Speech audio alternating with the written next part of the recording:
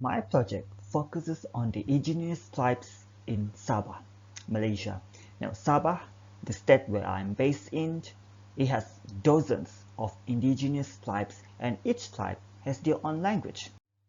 So through this project, I get my students to write short stories and poems, to read short stories and poems, and to perform these literary pieces related to their own respective cultures in order to help them to embrace their identities and at the same time make them become more interested in learning English language.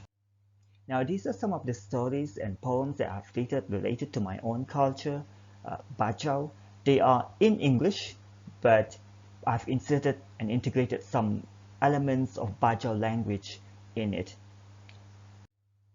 So this is what I usually get my students to do. They write and perform their own stories to their classmates. And these stories, these tales are related to their own respective cultures. Now, Dusun culture, Bajau culture, Mulut culture, all sort of cultures. And we also organize English camp where my students develop their own storybooks and they perform their stories to children in other schools.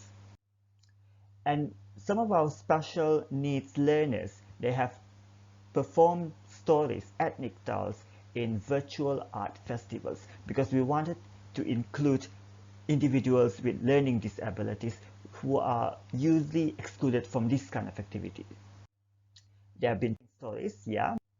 And we also do sign language poetry. My students do sign language poetry because, well, it's a way for them to be involved in the learning.